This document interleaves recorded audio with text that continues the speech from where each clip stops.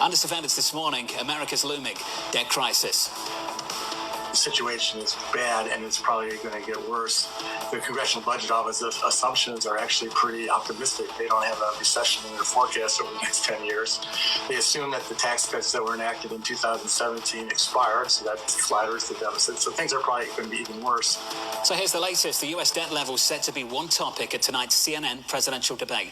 A recent Congressional Budget Office report warning U.S. federal debt will jump from 99% of GDP this year to 122% in 2034. Maya MacGuineas of the Committee for a Responsible Federal Budget writing this: 2025 will be a consequential year for fiscal policy. Neither candidate has offered plans for addressing the important fiscal deadlines they will face within the first year of the next term. Maya, I'm pleased to say, is with us now for more. Maya, great to catch up with you. Can we start there? The important deadlines that they will have to face, whoever it is, within the next 12 months. Yeah, 2025 is going to be an absolutely crucial year when it comes to fiscal policy. So as soon as we're swearing in the next president, the debt ceiling is going to be returning. So that will start in January, but we will have a number of months where there are extraordinary measures. But we know that's something the next president is going to have to deal with. That's been a struggle in the past. Opportunity to save a lot of money, opportunity to add a lot of debt. We've seen both. But they also have the huge expiration of the Trump tax cuts, and extending those, which is something both candidates have said they want to do in one form or another, could cost upwards of $4, even $5 trillion. You may see people trying to expand them. We've heard about that as well. We also have the end of the spending caps that were part of the Fiscal Responsibility Act. And so we'll have to figure out what we're doing there. And I'm pretty certain that whoever's president is going to have made a number of promises for more things they're going to do, more borrowing. So it is going to be a year where there's the potential for additions of trillions of dollars being added to the debt, just at a time where the Congressional Budget Office has been warning us we are in deep trouble right now and we do have to change course. We're not hearing very much about how we would change course. Maya, there are a lot of people who are listening, including probably some politicians who would shrug off the idea that spending increases and tax cuts in and of themselves will increase the deficit. They would argue there are certain tax cuts that would expand the economy and that there are certain spending plans that would also expand the economy pretty significantly. Where is the truth in that, and where is the fiction? Yeah, there are fiscal myths everywhere because everybody wants an excuse not to have to pay for the things that they do in the budget. Because the greatest thing a politician can do is promise and give away tax cuts or spending increases without any plan for how to offset those costs. Frankly, none of it's true when it comes to policies, tax cuts, or spending increases paying for themselves.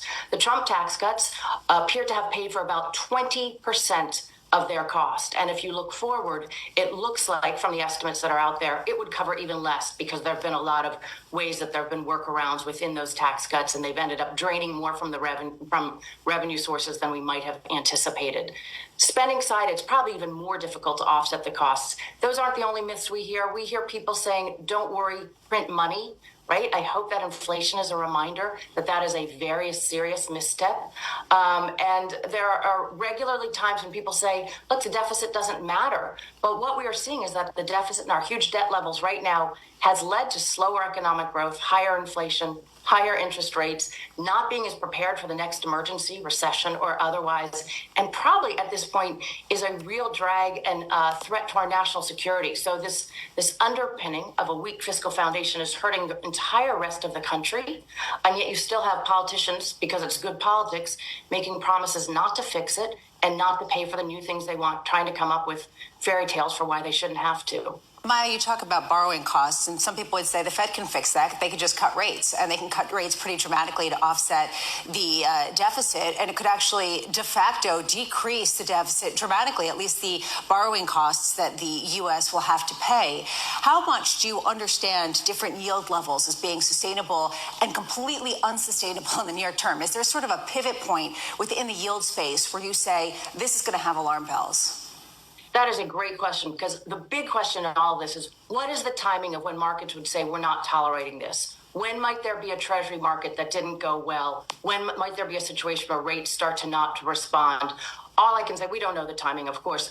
All we know is that the fiscal policies of this country are making monetary policy for our monetary policymakers much more challenging, because when they're trying to control a situation of inflation, we've got fiscal policymakers who are borrowing more, pushing inflation up more and making the ramifications of changes in rates, if you want to control that inflation, even more threatening to our fiscal position. Maya, this evening's debate is so interesting because it's basically two incumbents, and they're going to be asked about their record. Who is worse for the federal deficit, Trump or Biden? Yeah, we have recently just looked at a record, what they did in terms of the borrowing that they approved while they were in office. All the numbers that we look at are over the coming 10 years. And admittedly, no president owns their economy or the fiscal situation. And COVID was a huge sort of unexpected thing that affected both presidents. But what we saw was that with COVID, President Trump added as much as $8.4 trillion to the debt over 10 years. Without COVID, it was about $4.8 trillion. That is an astronomical amount of money, particularly that so much of it was put in place when the economy was incredibly strong. So far, and President Biden's term is not over, and there's still a chance that he's going to add more to it. But he added $4.3 trillion without counting COVID, and his COVID wasn't bipartisan the way the President Trump's was. Those numbers would be $2.2 trillion.